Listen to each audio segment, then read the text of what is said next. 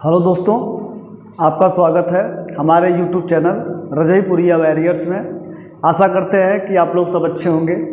आज हम लोग महत्वपूर्ण टॉपिक को देखेंगे।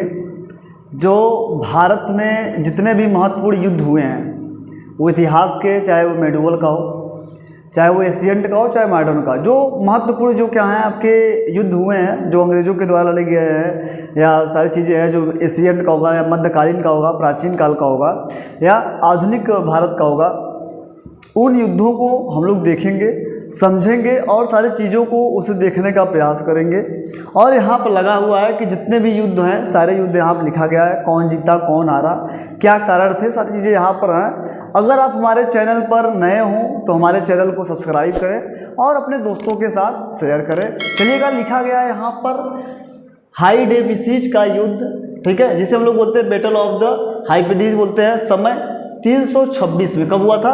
326 ईसा पूर्व में हुआ था। किसके बीच में हुआ था? सिकंदर और पंजाब के राजा पोरस के बीच ये हुआ था, जिसमें सिकंदर की विजय हुई थी। किसके? 326 ईसा पूर्व में सिकंदर और पंजाब में एक जो राजा थे जिसका नाम क्या था? पोरस। क्या नाम था? पोरस के बीच हुआ था, और जिसमें क्या किसकी विजय हुई थी? सिकंदर की। कहा जाता है कि जब सिकंदर भारत में आक्रमण करता है तो सिंध प्रांत में, पंजाब के सिंध प्रांत में क्या होता है कि पोरस रहता है, जो सिकंदर से युद्ध लड़ता है और इतना पराक्रम के रूप में लड़ता है कि सिकंदर इससे खुश होकर इसे फिर अपना उसका राजा वापस कर देता है। हम लोग अगला देखेंगे कलिंग का लड़ाई। कलिंग का लड़ाई देखेंगे।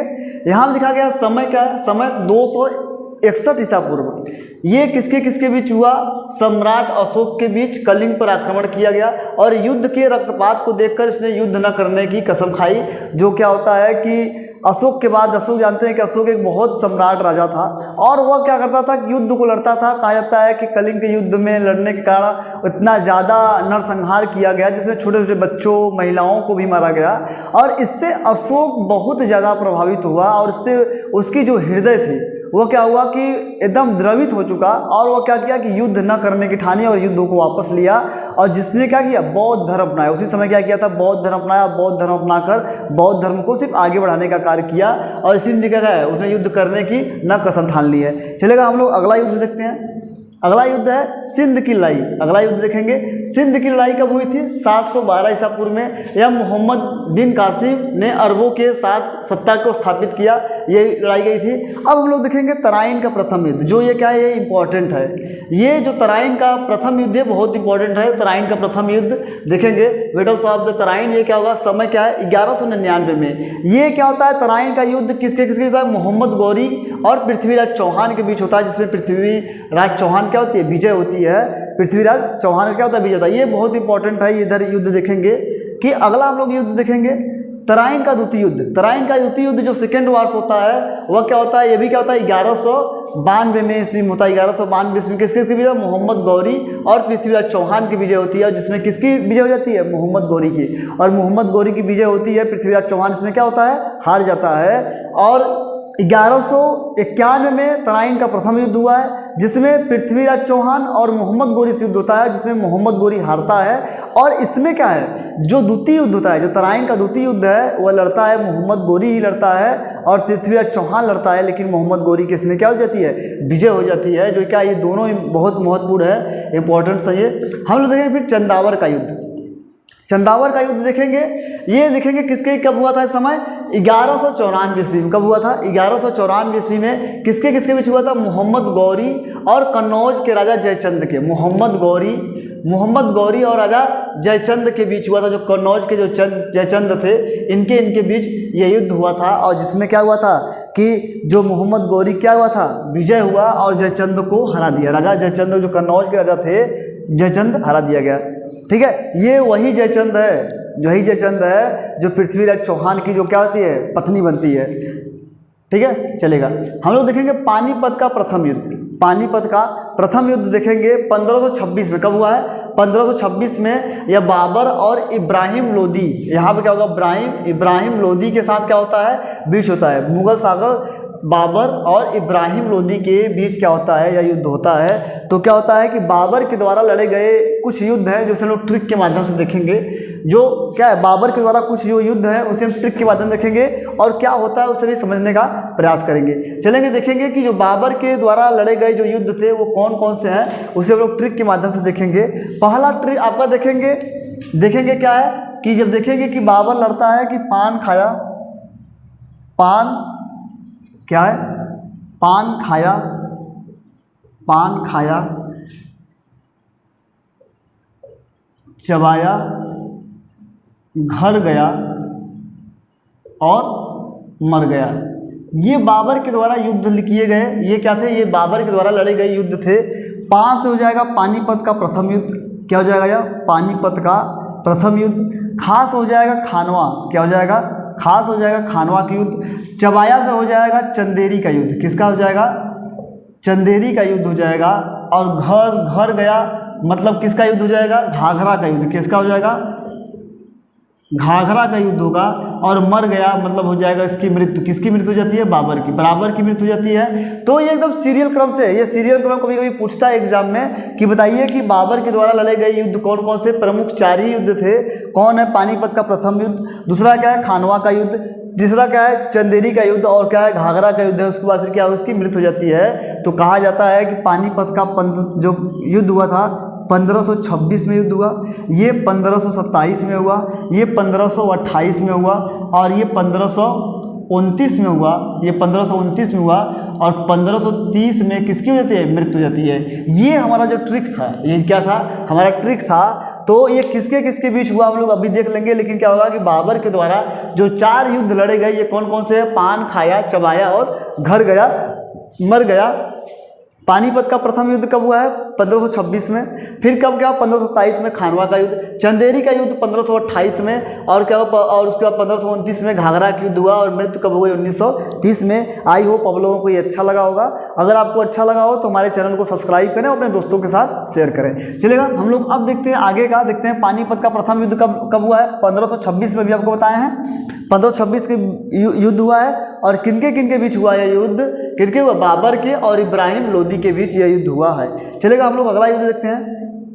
8वां युद्ध है खानवा की युद्ध। अभी बताया है कि पान खाया, अभी ट्रिक बताया, पान खाया, चबाया, घर गया, मर। और क्या 1527 में देखेंगे बाबर और राणा सांगा के बीच होता है, जिसमें क्या होता है, राणा सांगा को पराजित कर देता है। कौन हराता है, बाबर हरा देता है। अब देखेंगे घाघरा का युद्ध है कब, 1529 में। किसके किसके बीच हुआ है, बाबर और मोहम्मद लोदी के बीच हुआ। नेतृत्व के अफगानों को क्या किया, हराया था। तो बाबर ने मोहम्मद लोदी क्या किया, घाघरा के युद्ध में 1529 में हरा दिया था। चलेगा, अगला क्वेश्चन देखते हैं हम लोग। अगला देखते हैं चौसा का युद्ध। चौसा का युद्ध देखेंगे कि ये चौसा का युद्ध होता है किसके, शेरशाह सूरी के बीच में और हुमायूं को हराता है। कौन हराता है, 1539 में चौसा का युद्ध होता है। 1539 में चौसा का युद्ध होता है, शेरशाह सूरी के और हुमायूं के बीच होता है। और जो शेरशाह सूरी क्या करता है, हुमायूं को हरा देता है। अगला हम लोग देखेंगे, अगला युद्ध देखेंगे कन्नौज या बिलग्राम का युद्ध। कन्नौज या बिलग्राम का युद्ध देखेंगे, यह हुआ था 1540 में। 1539 में चौसा का युद्ध 1540 में हुआ है। 1540 में किसका युद्ध हुआ है, कन्नौज या बिलग्राम का युद्ध हुआ है। एक बार फिर शेरशाह सूरी ने क्या किया, हुमायूं को हराया और क्या किया, भारत छोड़ने को मजबूर कर देता है। अब क्या करेगा, यहाँ से भागेगा। जब क्या होता है कि कहा जाता है कि जब ये बिलग्राम कन्नौज का युद्ध होता है तो क्या करता है, एक क्या होती है, कर्नासी नदी होती है जिसमें से कूद कर हुमायूं भागता है, अपनी क्या करती है, जान जाती है। जिसमें एक निजाम था जो क्या करता है, हुमायूं को बचाता है। चलेगा, अगला देखते हैं हम लोग पानीपत का द्वितीय युद्ध। पानीपत का द्वितीय युद्ध देखेंगे 1556 में। पानीपत का द्वितीय युद्ध होता है 1556 में।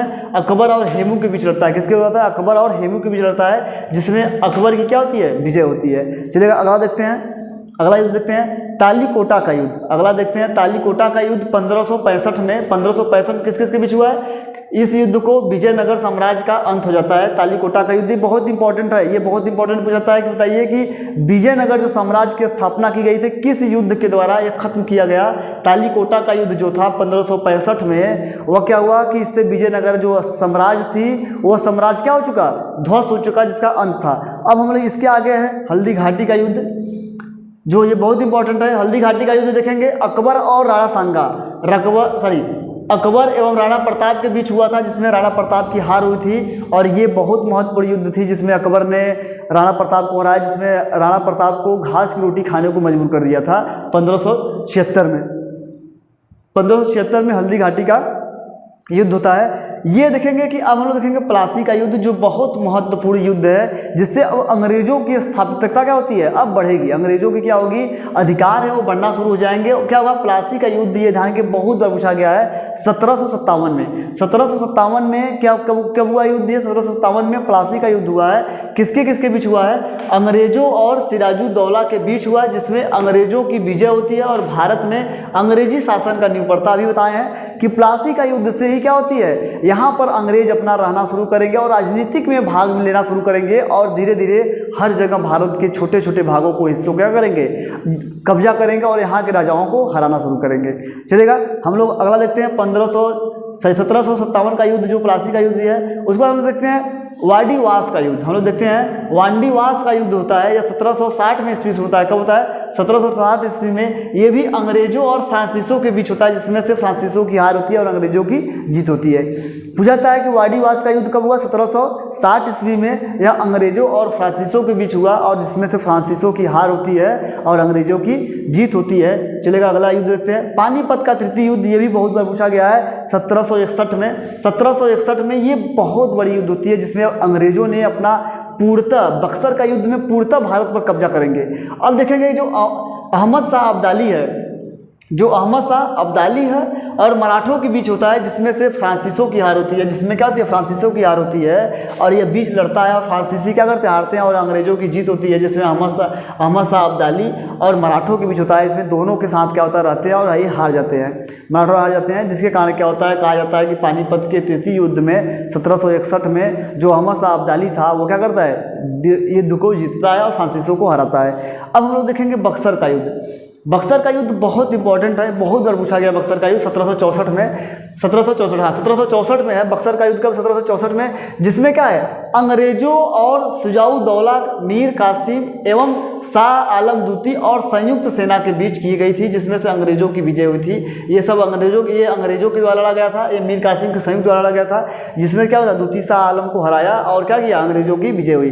अब क्या करेगा, यहाँ पर क्या करेंगे, अंग्रेज बक्सर के युद्ध में पूर्णतः भारत पर कब्जा कर लेते हैं और भारत को अपने हिसाब से चलाना शुरू कर लेते हैं। चलेगा, हम लोग देखते हैं उसके बाद देखते हैं कि प्रथम आंग्ल मैसूर युद्ध। प्रथम आंग्ल मैसूर युद्ध 1767 से 1769 तक है। 1767 से 17, जिसमें से हैदर अली और अंग्रेजों के बीच होता है, जिसमें से अंग्रेजों की हार होती है और हैदर अली हरा देता है। जो क्या करता है, हैदर अली क्या करता है, हरा देता है। अगला देखेंगे द्वितीय आंग्ल भारतीय युद्ध। दूसरा देखेंगे द्वितीय आंग्ल मैसूर युद्ध। देखते हैं 1780 से 1784 के बीच में, जो हैदर अली और अंग्रेजों के बीच होता है, जो अनिर्णित होता है, जिसमें क्या होता है कि युद्ध कोई नहीं जीतता, ना हैदर अली जीतता है और न ही अंग्रेजों ने जीतता है। अगला देखते हैं तृतीय आंग्ल मैसूर युद्ध।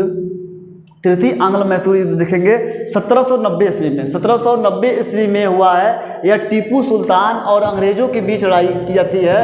लड़ाई के संधि से क्या होती है, समाप्त होती है। क्या होती है, लड़ाई के टीपू सुल्तान और क्या करती है, अंग्रेजों के बीच होता है और यह युद्ध भी अनिर्णय होता है, जिसमें एक संधि की जाती है और उस संधि द्वारा क्या होता है कि तृतीय आंग्ल मैसूर युद्ध 1790 का क्या होता है, अंत होता है। अब हम लोग देखेंगे चतुर्थ आंग्ल मैसूर युद्ध 1799। 1799 में टीपू सुल्तान और अंग्रेजों के बीच टीपू की क्या होती है, हार होती है और मैसूर शक्ति क्या होता है, पतन हो जाता है। पूछा जाता है क्वेश्चन, आपसे बताइए कि जो टीपू सुल्तान जो था, उसकी जो शक्ति था, जो क्या होती है, मैसूर की शक्ति होती है, कब पतन हो जाता है, पतन होता है 1799 ईस्वी में। कब होता है, 1799 ईस्वी में चतुर्थ आंग्ल मैसूर के युद्ध में होता है। चलेगा, अगला देखते हैं हम लोग।